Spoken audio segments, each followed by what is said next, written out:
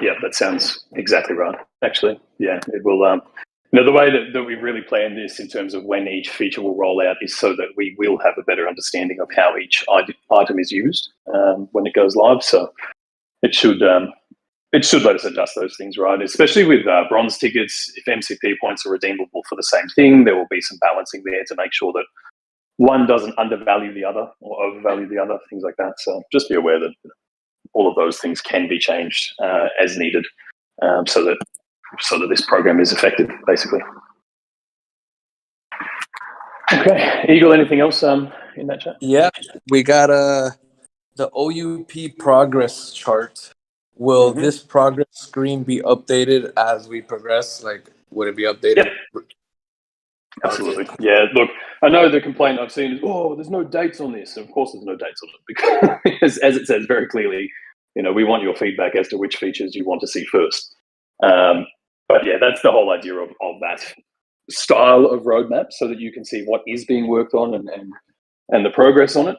Now, as you guys have probably learned in the last couple of years, something can get to 80, 90% done, and the last 10% takes just as long as the first 90%. So I think that displaying it like that so that you understand sort of where each feature is up to will be much more effective than trying to guess a date that it's ready.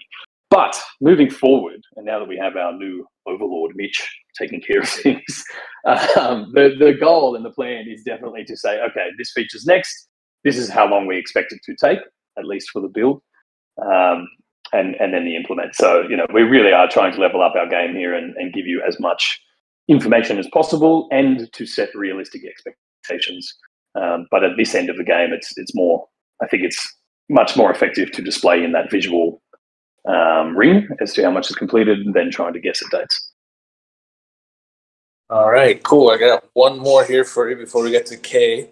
And we also got Swampy number 5 here. He's a mod of ours that's hello. Always helping people out with OMI questions as much as he can, and he'll be helping with us here too. So the next question says, can Rhys give an example of what a non-licensed seasonal staking reward might be? Like Veve logo, signature, Yep. Anything like that. Basically, anything that doesn't come from one of our licensed partners. The ultimate maybe for the annual rewards would be to try and rope some of them in to join us in this, but that's a bit further down the line. So yeah, things like Veve logos, any sort of our own branded content, anything like that is all on the table in terms of non-licensed collectibles. And as you guys have probably realized, and I think I mentioned this in the video, that each item, the rarity of each item will depend on how many people are at that staking tier. So, arguably the higher staking tiers in season 1 and season 2, those items are probably going to end up being more scarce overall than, say, the staking rewards after season 6 or 7, something like that, when you would naturally expect more people to be part of the program. So just good to be aware of that too. All right, and something else that we're planning to do is announce the seasonal rewards well ahead of time. That way you're not wondering what you're going to get at the end of the season once you've already committed your stake and things like that. So the plan is to know at least one season ahead what the next season's rewards would be on the collectibles. Yep, exactly right. Or at least most of them. Right. There's always things we can add through seasons, but yeah, I'm a big proponent of knowing what you're getting, basically, so that you don't get to the end of a staking season and end up disappointed. So that's definitely part of the plan. So, Rhys, I'm going to have to write a complaint about the emojis on Discord, but we got a poll. It says you might put a poll for us of who read the OUP article there, so we got that going. Okay, sweet. Should we take guesses? I guess 15%. Pixelated's got a question here.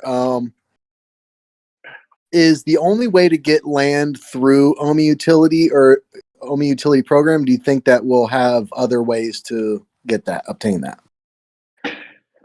There will be other ways, right? What I'm currently thinking, what we're currently thinking with this, is that those gold ticket land redemptions would actually get you land in like an exclusive estate of sorts, like Ecomi land, but with a much better name, obviously. So, we can kind of layer on a bit more scarcity there. We could also make it that the only way to get land in that area is in each year's first season staking rewards. So, we can kind of make that a thing too. But ultimately, I mean, we want some community feedback on that front. And we probably won't make final decisions on that until everyone's actually in the Veveverse and making use of it.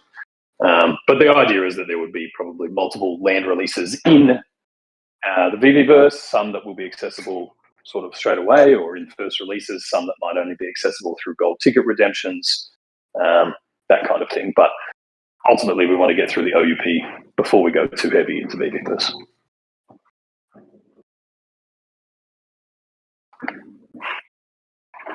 Okay. Also, shout out Swampy. Thanks for all your help with OMI and OUP related questions. But I guess we better bring Kay up, seeing as he is studiously on time and on stage. Hey, good morning, good evening. Good morning. Yes, indeed. I'm excited for Decon. Yeah, so I've got I'll just try and go through it. So I've got two questions. One from someone who just asked on a live stream because I'm kind of bootlegging this Discord email. Of course you are. Of course you are. I'm going to start charging. Yes, I've got one question from there, and I've got one question for myself. So the question that someone just asked is, this one comes from Rycard. He says, he says, can you talk about renting collectibles? Well, what I think he meant is, in the original OUP, I guess that which was actually an article, not a codex. That one mentioned tier 3 would get you the ability to rent. Is that kind of concept still how it's going to work, or change slightly? Yeah, Puddin, you want to take that? Yeah, so we haven't filled out the details of the renting, but we opened it up to tier 1 eligible all the way through tier 5. But inside of that, there will most likely be little benefits to each tier, depending on how the renting applies. But those are all still details that'll probably be in later phases of information that we roll out. We already knew that we were hammering everybody with a giant portal of information, and we had to make some cuts on what we wanted to put in there just to avoid confusion. Yeah, exactly right. Now, if you have a close eye, I think it's still in the staking rewards reference section. It still says renting collectibles, and it should say it on each tier. What's the name of that document, Adam? It's in the staking quick reference guide. It's they're like little show cards that are like a snapshot of what each tier's benefits are. Yeah. So we'll flesh that out as there's more details. And, we just mentioned that there'll be little perks within each tier for renting, things like that. Could be limits on how many collectibles you can rent per week or per month, something like that. But as we mentioned, we'll flesh that out as we get a bit closer to it. Nice. Perfect. So just my question is, so basically, whenever I go KFC, right, I'll look on the menu and I'll see what can give me the most chicken for my coin. Because sometimes they do deals where there's a point to this, right? So sometimes there are deals where it's like, oh, you know what, you're paying twice as much, but all you get is an extra side, as opposed to going for two of the other options. So basically, I did a video yesterday, just focusing on the OUP staking side, because obviously there's a lot of information. I didn't want to make a 2-hour-long video. And with tier 3, you're staking $10,000 worth of OMI, and you get a gold ticket, you get silver ticket. I think it's 80 bronze tickets, and this reduction in fees slightly, and then the other stuff. But if you want to go one tier up, you have to stake twice as much OMI, so you're now staking $20,000 worth, but you get still the one gold ticket, same amount of silver tickets, I believe, a bit more bronze tickets, but then you get the ultra rare collectible as well, which is to be confirmed what that will be, as Adam said. So there are obviously a lot of people who they've got friends and families and stuff. Loads of people got their partners into Veve, and their partners probably aren't into OMI and stuff. So let's say they have $20,000 worth of OMI, if they essentially split up their Omi stake across them and someone else, they could get 2 golden tickets, they could get 4 silver tickets, they could get, I can't remember, like 160 bronze tickets. So they're basically getting, the double plots of land, they're getting, 4 silver tickets, etc., as opposed to only getting 1 golden ticket and, half of whatever else, but they get a 1 ultra collectible. So I'm thinking, like how many people would rather do multiple tier 3s as opposed to just the 1 tier 4? And even beyond that, why would they really want to go for the tier 5? Because then they can get 4 golden tickets. So I'm just thinking, like, assuming, they've got enough family members and stuff. But so I was just thinking, like, obviously I don't want the tier 3 rewards to get reduced. But it could, like, and I know you guys are looking for that feedback. So what incentives could we really have to kind of make people want to rather do multiple tier 3s, really want to do tier 4 and tier 5? Well, first off, that's the reason why those tickets are non-transferable between accounts. You can sell them on the secondary market, but you cannot transfer them. There will be more benefits. And it's kind of blown us away at how quickly everybody has tried to estimate how many gold tickets they can get for land. There will be a lot more details of how that system works later on. So I would just say probably don't try to get too much of a head start on that. Yeah, exactly right. Exactly right. And I would just add to that, like, yeah, we can obviously jack up those rewards or whatever if we're seeing that people get to tier 3 and just stop there, right? And that's where we talk about sort of balancing the system. We'll be adding a whole range of other perks to those staking tiers as well as we move forward. So that should really help to differentiate between them. But yeah, as we just kind of mentioned, ultimately, sure, people can split their Omi across accounts, right? Whales could do that with their friends and family, anyone who has that amount of tokens. But it's only going to benefit that one individual account, and each account needs to be KYC'd and Face ID'd and all those things to even be able to use those features. So there's a limit to how far someone could really go with that anyway. And obviously then there's the opportunity cost of locking up your Omi for the sake of giving your significant other or friend or family, a ticket or something like that. So yeah, we'll have to wait and see how it's actually adopted, and if these additional incentives and things that we add over time are enough to differentiate between those tiers. Because yeah, I'm with you, right? At the moment, obviously the tickets and all of those things are great, but there's not a lot of differentiation between them, except for the rewards you can potentially get. So we'll look to kind of enter those as we go. And that was also one of the features we had planned ahead for by making those tickets expire. That allows us to look at the usage across the tiers each season and say, hey, I see that, or we see that there's not people making that next step to that level. How do we need to adjust these ticket rewards to incentivize it? So the numbers you see now are a conservative base level because it's always easier to add rewards later than it is to take them away. Let's say that we're seeing too many tickets come out and now we have to start reducing everyone's rewards, and we know how much everybody loves getting less of something. So. Yeah, definitely trying to avoid that. Anything else there, Kay? I've got I think you kind of very kind of casually mentioned this on Twitter about the so basically someone said the Ecomi article / portal is not aesthetically pleasing, and I think you mentioned you were using like royalty-free images and things like that, obviously because it's like a very early version of it.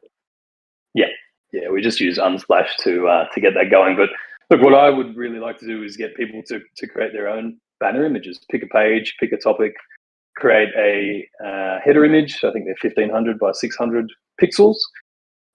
Drop your social tags in the bottom right corner, things like that, so that we can direct people to your pages as well if you've taken the time to create something for us. But that's where my head is at. I really want this whole portal to be collaborative, not just the information on there, but also the way that it looks and all those things. We're pretty good, but I will be the first person to put my hand up and say I'm not a designer. So, yeah, nor am I. Yeah, exactly. So if anyone wants to get creative, feel free. Otherwise, I'll create some tweet threads and things with this exact request, and people can drop their header images on there as well. And that's also something that is planned for the future, is the way these tickets work, being an essentially an in-game item. There's things we can do in the future, like have community contests to win a gold ticket, or smaller contests to get bronze tickets, silver tickets. There's a lot of engagement in things, and it could be something we reward that. If somebody comes up with a really amazing graphic for somewhere in the portal, it could be a contest to win a gold ticket. You know, something as simple as that. Yeah, exactly right. There's plenty of incentives we can offer there. That's on top of just your name on a piece on an image there. I was just going to add, actually, I guess one thing which would really incentivize the higher tier staking is, as you guys, okay, so this actually kind of helps with what the community was saying in terms of the gold and silver logo. You know, there were a lot of people who were unhappy, let's say, that, the first kind of utility went to people who weren't like necessarily collecting in the app. They kind of just rolled up to an in real life event, but, I guess the utility for that is tied to in real life stuff anyway. So, it doesn't really matter. But because the staking rewards, maybe I misread, but I remember kind of something to do with like Veve licensed IP in terms of like ultra secret rare, as well as like working with like very specific like I guess partners on these exclusive pieces. So because of that, let's say hypothetically is something that is Veve licensed, would you not be able to do like some very, very good in-app utility for that ultra rare or secret rare that you get for tier 4 and tier 5? Would that not be something to incentivize people? Yeah, yep, could be. Could definitely be. Once we really open up to the VVverse and all of those things, a lot more of what we do becomes Veve branded, right? I guess more in-house stuff. So it gives us a lot more flexibility in rewards. It gives us a lot more flexibility in utilities and all those things. So yeah, I mean, I'm definitely not going to rule it out. Ultimately, we're trying to create a program that has enough reward and enough incentive to motivate just about everybody to partake at some level. So we'll always be layering that on. And look, I would say over time, as more and more people join staking program, then we're going to have to change those rewards, or at least add to them or tweak them so that they don't get fully diluted. So definitely something we're aware of. Perfect. Oh, I've got one really important one for myself. Yeah, if there's anyone else I'm like holding up, then like just let me know. But so you guys do actually have the Ecomi secure wallet, like as in it's your product.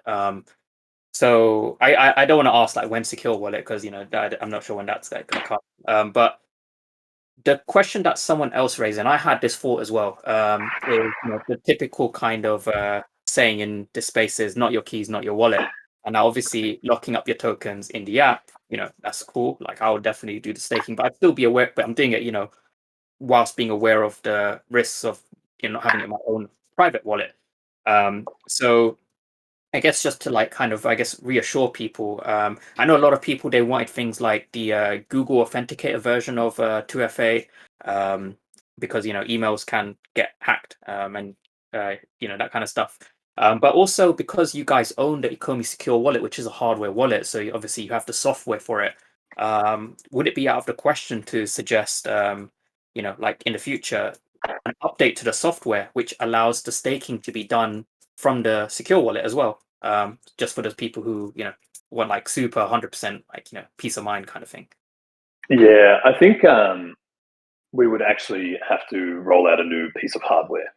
I think the secure wallet as it is, it's a great wallet, but it's kind of, I don't want to say it's old tech, because the tech is still very relevant and valid, but the newer wallets have different tech in them, and that's what allows you to stake directly from those wallets. So we'd probably have to do an entire hardware upgrade. Now, whether that can happen over the air for people who already have the device, I'm not sure.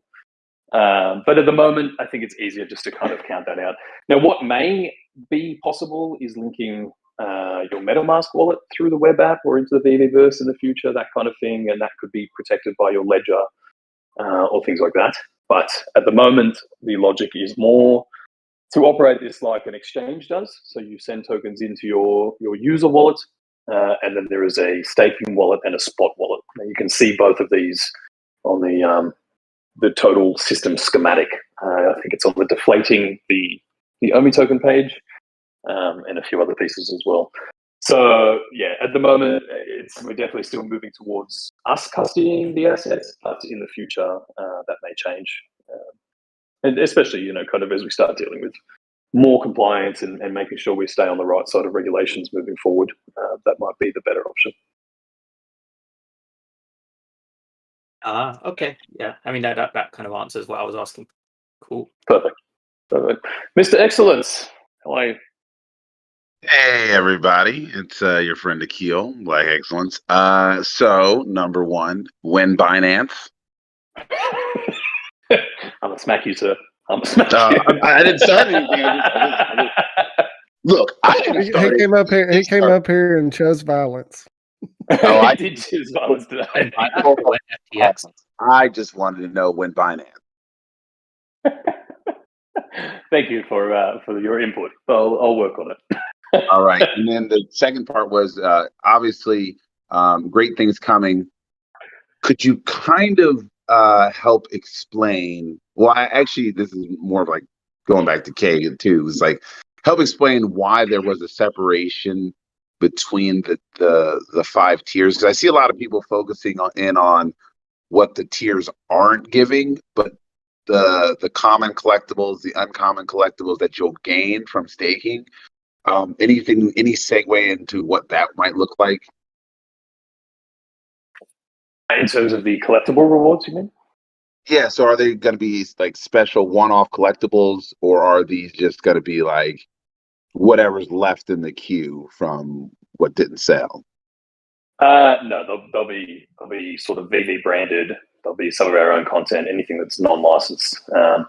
You can add to your showrooms and all those things. So I guess in that regard, yes, they will be quite limited edition one-offs. We obviously won't repeat the same collectible rewards each season.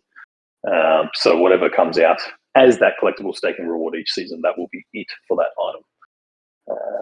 That's kind of the logic there. But it could take any shape or form, right? You could be talking BB logos, any collabs, community suggestions or builds.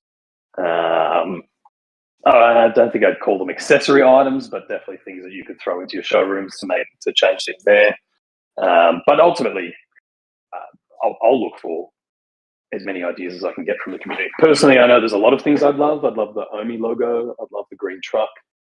I'd love to see the little service unavailable warning sign on the market. Things like that as well. So, look, there's some really cool creative content that we can get going there, especially when it comes to collaborations and bringing people in for our own content.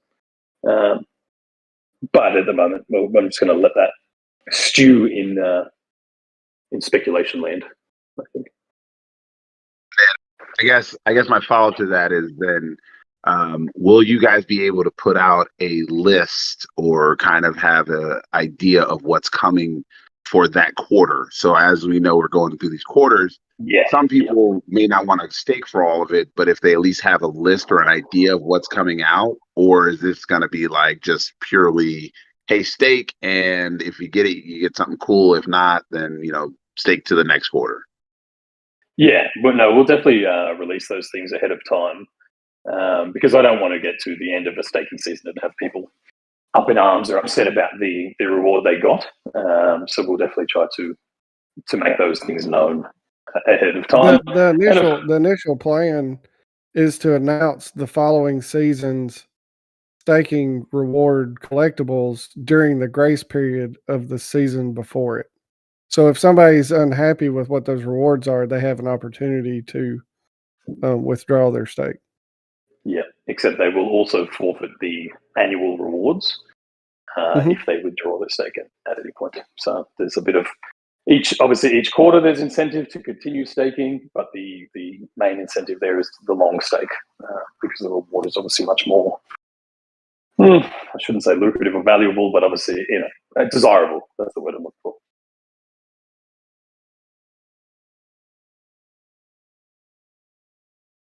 Okay, I'm going to bring a few more up.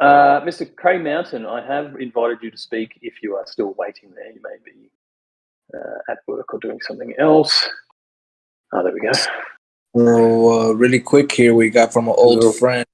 Yep. Here we go, Cray Mountain. You hear me? Yeah, we got you there. Yes. Okay. I have one question. I wanted to ask about staking. When we first brought it to Veve and we were able to, sorry about my English, I'm a little bit anxious. So on the beginning, when we first staked our OMI, let's say, for example, that we had 10K worth of OMI. That was like 1 year ago. And now probably with the market dump, might be like 1,000, 2,000. So we will keep that staking tier from the day we from so I think I understand what you're asking. Okay. Yes, once you have staked at a particular tier, if the OMI token moves to the downside, you will still keep your tier, provided you don't unstake. But it will change the number of tokens you need to progress to the next tier, because those rates will change each season based on the OMI token price.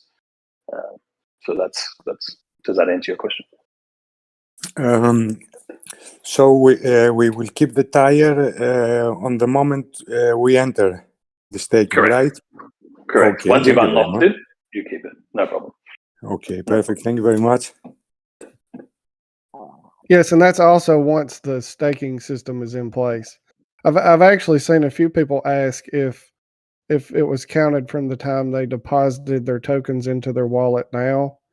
And this will actually all be implemented later on. And we'll be transferring our tokens to a staking wallet. That way the whole community can go look at this one wallet and see how many tokens are staked at any given time. Hi guys, hi Rhys. Okay, great stuff. All right, who else have we got up here? ADI Plan B? ADI Plan B? You're up, man. Yeah. Hello guys. Hi Rhys, what's up? Just hanging out, mate. How are you? I'm fine, buddy. I know this is an OUP AMA, but I have one question. I've been here since season 1, but my KYC is not approved. Okay. You have to go through support for that.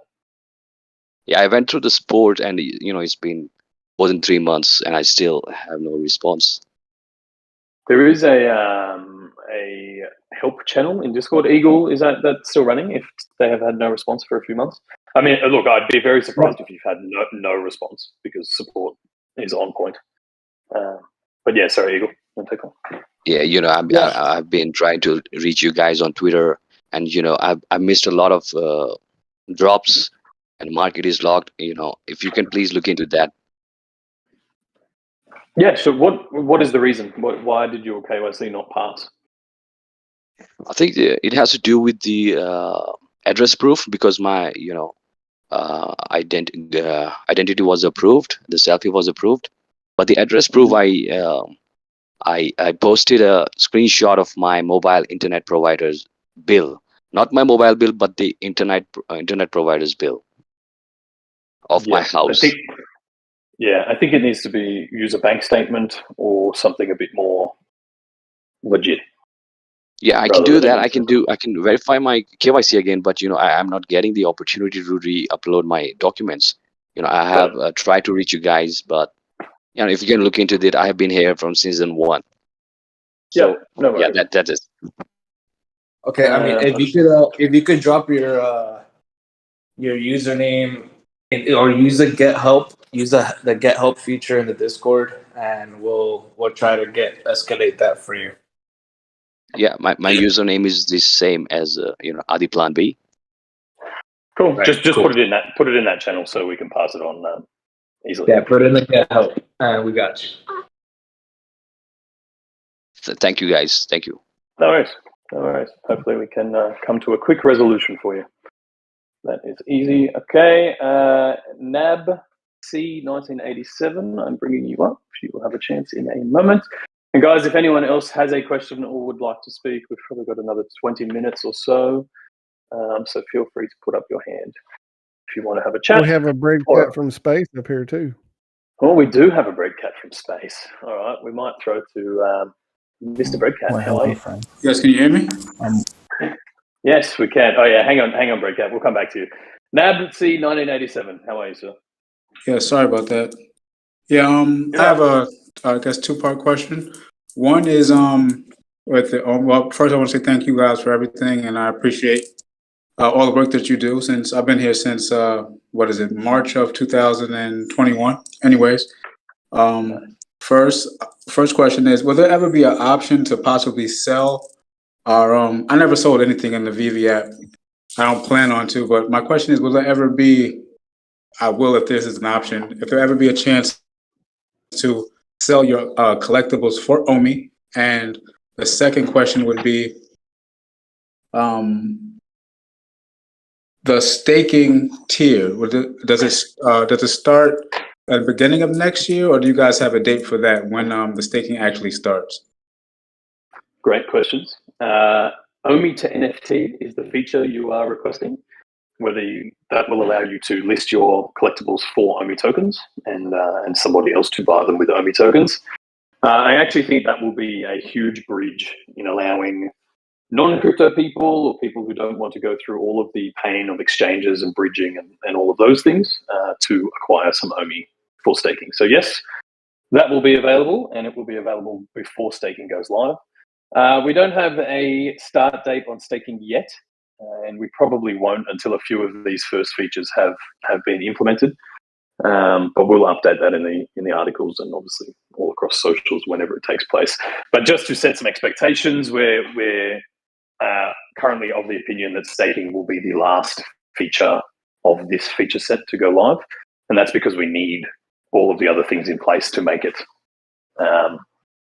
to make it effective. Basically, we need Omi to NFT, we need the tickets built, we need the drop system, all of those things before staking goes live. So between now and then, I think I mentioned in the video, but for things like Omi to NFT or Omi to those kind of features, I think we'll just do a flat 1% buyer and seller fee. And then once staking tiers are live, you'll obviously be split into your different fee tiers depending on which staking tier you're in. I appreciate you guys so much. I said it before, I'll say it again. You're absolutely goated, and I'm here for the long haul. See you at the top. Thanks. Really appreciate it, man. Thank you. Mr. Breadcat. Or Mrs. Breadcat. Why, hello, friends. I identify as the Space Cat. Okay, great. Thank you. First of all, congratulations. I think I know things have taken maybe longer than many have wanted to get here, but overall the sentiment, I think, is less of a win utility and now when can we get it, which I think is a good sign that you guys have cooked up something really, really awesome together. I don't know if it was asked yet. I know a lot of USA folks have seen like the ruling with the SEC, or I think it was like library is how you say it, is them becoming declared a security. I'm just wondering, again, not trying to put anybody on the spot, but just with the token utility and whatnot, I think a lot of people now are questioning like what is a security and what's not. I know in past times we've asked, what about this? What about this? But I guess my real question is like, what kind of due diligence have we done as far as the OUP and OMI in general throughout? Again, I know regulations are shifting, so what is true today could always change as this thing evolves. But like, what have you guys done on the other side of this to kind of make sure that this is as compliant as possible? I think that would help some people maybe sleep a little easier. Yeah. For sure. I might let Puddin jump in and answer the bulk of that question, but I saw the library thing as well and the SEC ruling. So most people here probably weren't around when we had our original IEO. So I will just say that from the very start, we've been very conscious of this. We never did any token sales in the US or open them to US citizens. We're not actually listed on a US exchange at the moment as well. And we obviously have legal standings and classifications of our token as a utility token. So before we even get to the OUP, we have been preparing for this kind of regulatory change since day one. So just be aware of that and understand everything we've done so far has been based around that change. Yeah, but Puddin, do you want to handle sort of how we've managed it in the OUP, or do you want me to? So the approach, if you stand and look at the OUP from a 10,000 foot level, what you see is, even with the staking, there are no financial rewards given to users in OMI.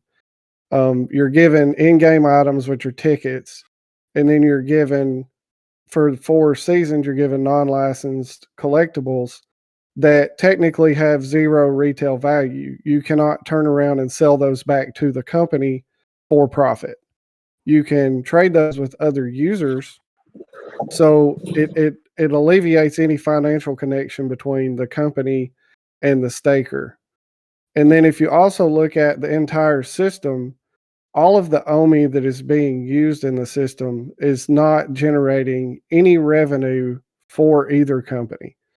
All of the OMI that's being used is either traded between users or burned as a fee towards the reserve wallet, which is the decay mechanism or the deflationary part of it. To top that off even more, the OUP system actually does not generate any revenue for Veve. So all of the buyer fees or the seller fees strictly only go for the OMI token. So not having the connection to a revenue source or anything like that, it is a fluid, changing environment, but we put a lot of thought into this system to try to manage anything that we have not seen happen yet. If that's the best way to describe that, Rhys. Yeah, I think so. The only thing I would add to that, which really just supplements your answer, is that anytime you are burning OMI, be it for bronze tickets or those fees, it's actually voluntary and user initiated.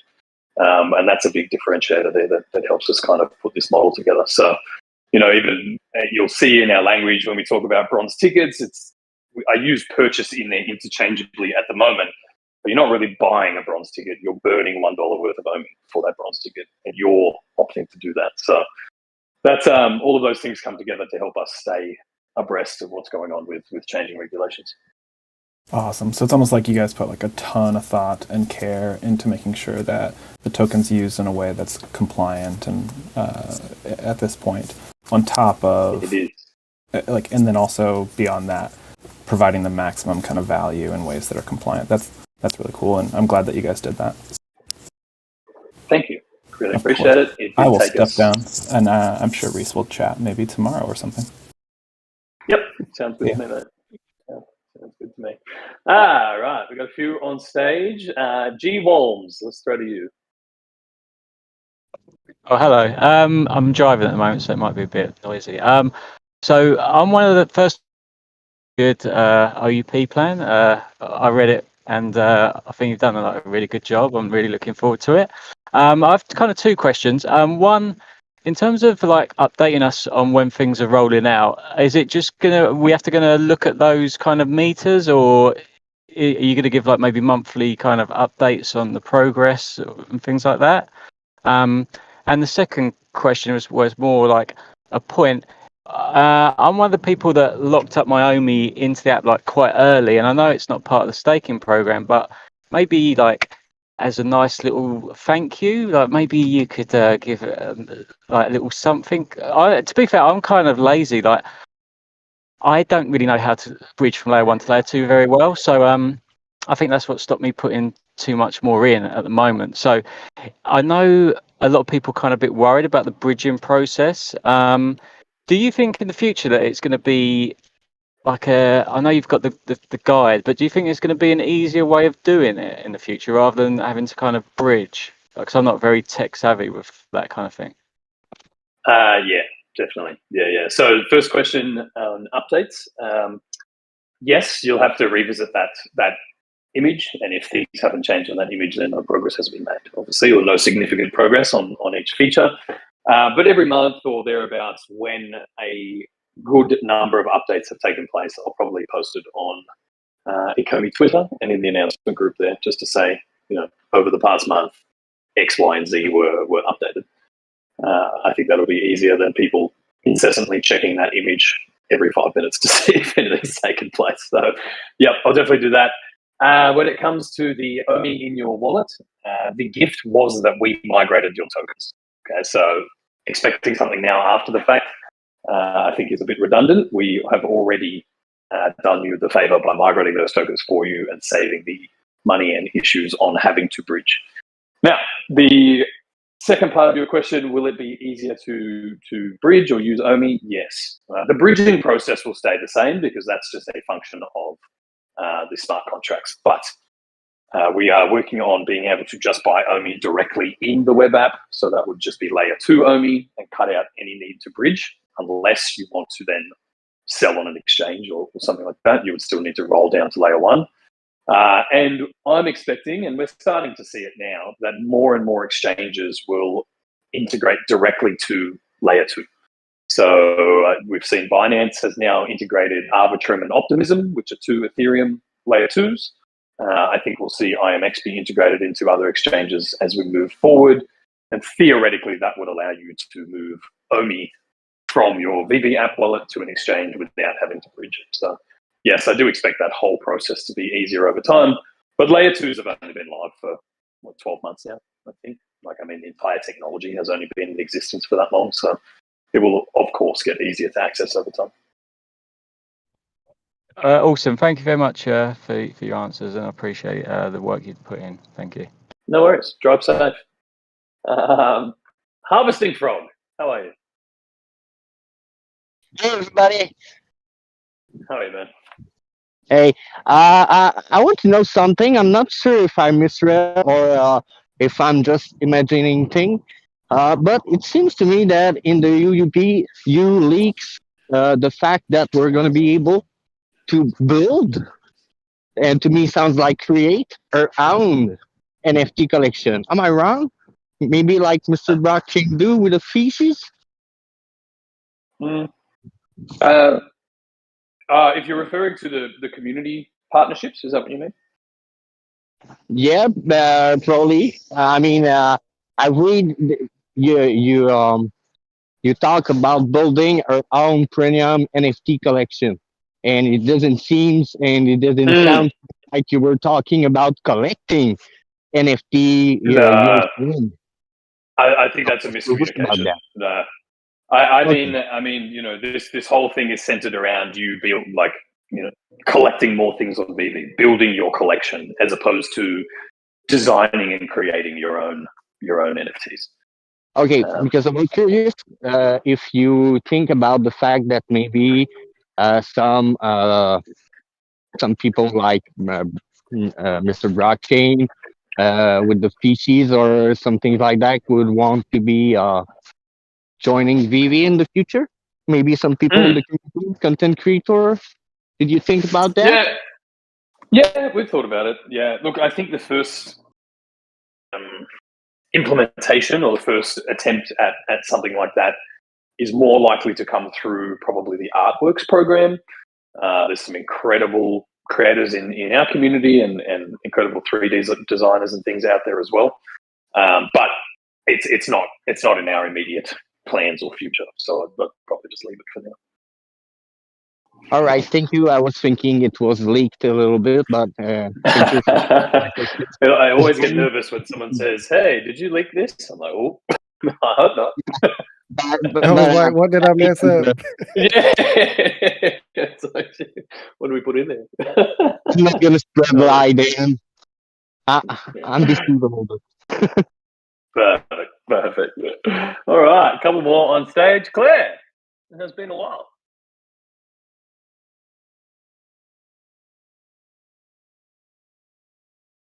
Got no sound, Claire.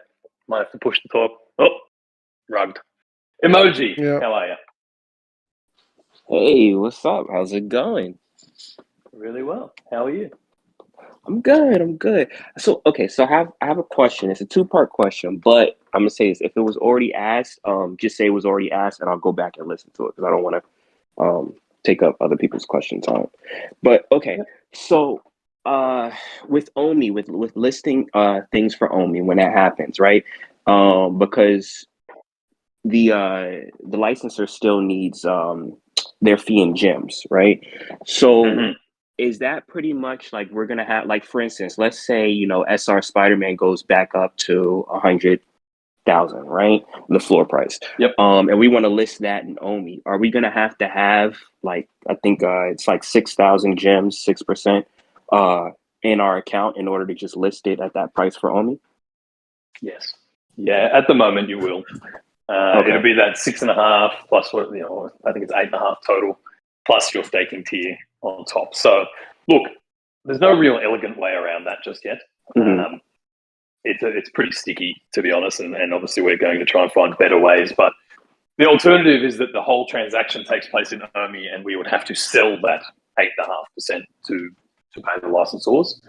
And obviously everything we do is to try and limit any sell pressure. So at the moment, that's how it's going to take place, or how we're sort of shaping and designing things. Which, look, it does make it inconvenient for big purchases. I completely understand that. But for the lower price things, it probably results in things being listed at much more reasonable prices.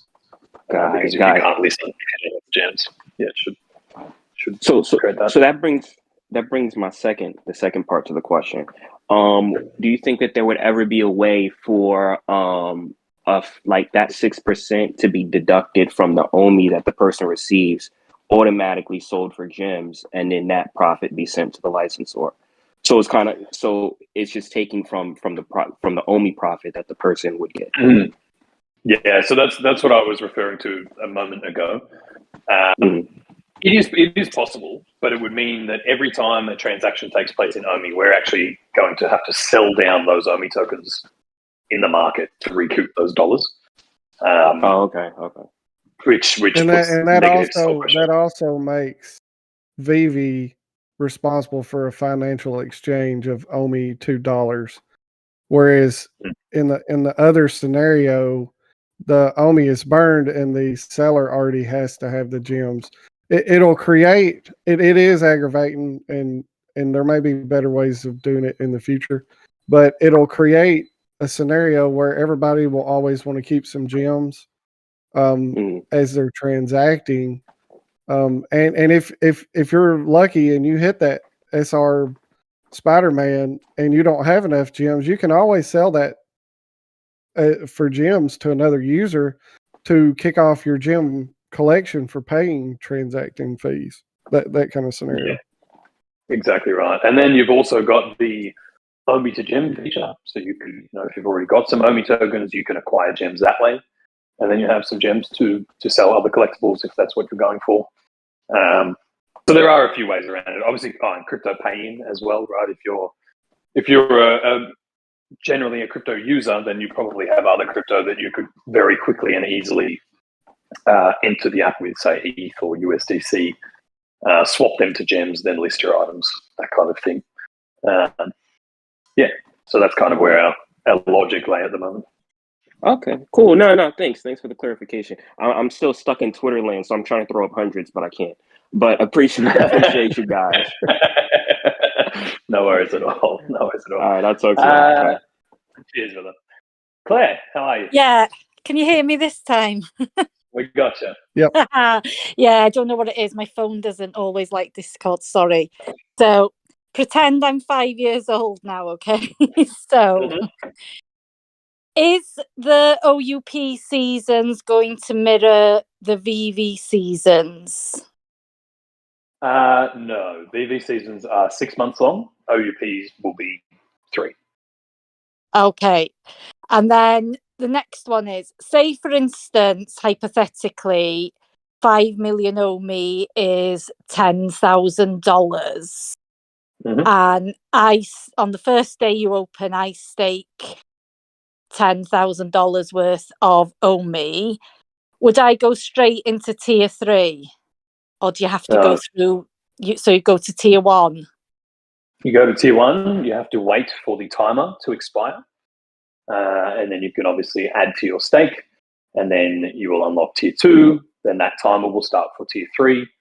So you can either wait each time around, and I think it's 15 days, then 30, then 60, then 120. We just doubled them. Or you can pay the fast track fee, which means you're burning OMI to jump straight to the next tier. So that's kind of how we have that set. Now, why would anyone want to fast track or make it to that next tier? Well, if you want to be in tier 5 on the first ever staking season snapshot, so you get that secret rare collectible, you actually have to fast track at some point to make it there. That's right, isn't it, Adam? Yes, it's if you do it naturally, it's 225 days to unlock tier 5 if you choose to not fast track. Yeah, perfect. So that lets everybody has a chance to get into that annual staking snapshot, right? Because as long as you are staking at any tier during the year, you will count for annual rewards. So you can do it that way without spending the extra money or without having to fast track. But if you want to get there sooner, if you want those trading fee discounts or those season 1 collectible rewards, you will have to fast track to get there. But you don't have to add to it. So say, for instance, on day 1, even if I was in tier 1 and I had my $10,000, can I just, do I have to add to that, or can I just, if OMI stays the same? It will depend on how that system is actually built more than anything. Because if we're saying, if we put a limit on how many OMI you can deposit based on your tier, then you will have to manually add to it.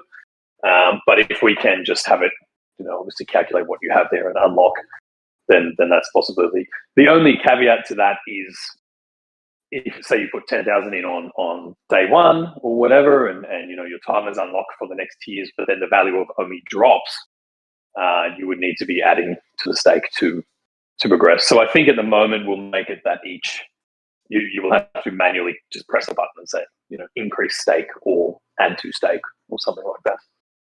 The price for staking is fixed for the whole season. So right.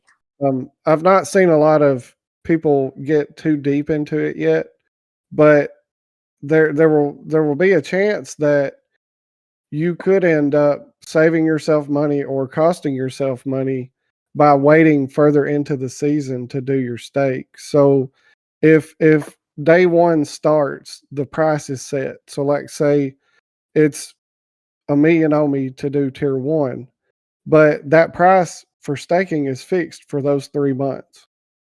But the market crashes or booms or does vice versa. If the price of OMI in the market goes up a month into the staking season, it's going to be a lot harder to get that 1 million OMI to get that tier 1 part of the way through the season. And then vice versa, if the price of OMI has went down, you could buy 1 million OMI on the market and stake. So there's a little bit of a gamble waiting. And then at the start of the second season, it's going to take an average of the OMI price at the beginning of the first season and the OMI price at the start of the second season. And then it will reset the tiers for that season.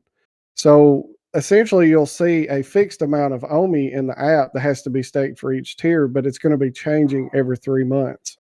The benefit that in a way that we're doing it to make it fair to the users is if you are in a tier, you will never be kicked out of that tier or have to top that up. If you have unlocked that tier and you do not unstake, it is yours forever.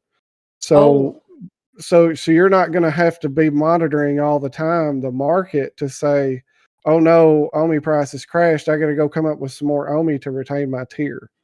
So we've set it up in a way where you do not have to worry about that. If you get to tier 2 and you're happy with it, it's yours forever as long as you don't unstake. And to compound that, we're doing a 1 time a year where you can adjust your position to match the market. So let's say that you staked in the very beginning of the entire system and the OMI price went up over the span of that year. Well, you may have more OMI in your staking position than is required to be there for the beginning of the second year. We've added that yearly grace period to let you pull the excess OMI out of there without having to unstake, and it lets you adjust down and get you in line with everyone else. There'll be a lot of a lot of mechanics around this system, and we will put together a document that thoroughly explains this out in a lot more detail the closer we get to staking becoming live. Thank you. I like the idea of once you get to the tier, you can stay there. It takes a lot of stress away. So, yeah, provided you don't unstake, right? Provided you don't unstake. If you unstake, you'll still have that tier, but to come back to that tier in a later season will depend on whatever that tier's rates are. So as long as you leave your stake there untouched, you'll maintain that tier. And it's always layer 2 that you stake with, yeah? Everything Omi in Veve is layer 2. Yeah. Brilliant. Okay, thanks. Thank you. Thank you. And well done. Thanks, Claire. Really appreciate it. Just a shout out. The women ex Veve are taking over Discord. Is it Saturday, Claire, or Sunday? Sunday. Yep. And it'll be in this chat, right? In the clubhouse. So anyone who wants to join, I will try to be there. Puddin', I think you're going to try and make it as well. And we'll talk some OUP, but really just a great way for the fam to connect. So if you're around, then please feel free to join. Now, guys, we have just hit the hour. So, Junior, you are the last one on the stage. We'll take your question and then we'll wrap things up.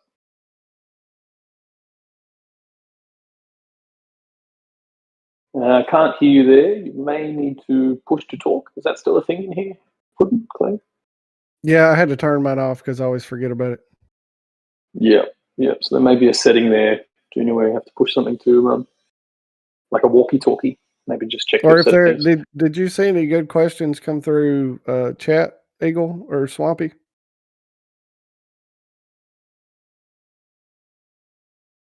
Got a Swampy? Sorry, guys, I have a baby on hands. No, you're right.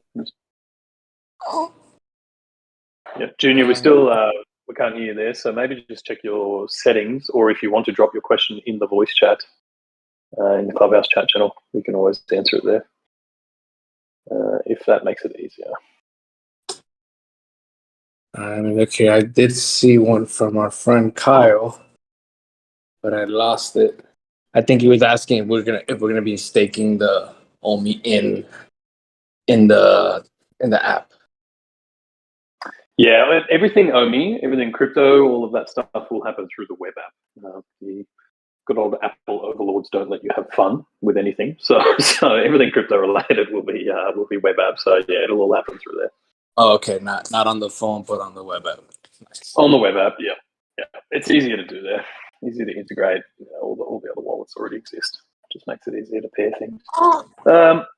So, okay, well, Junior has left the stage. I'm guessing maybe couldn't connect or push to talk wasn't happening.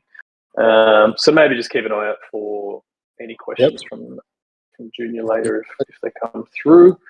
On my way, join the stage. Got a question for us, bud, before we wrap up?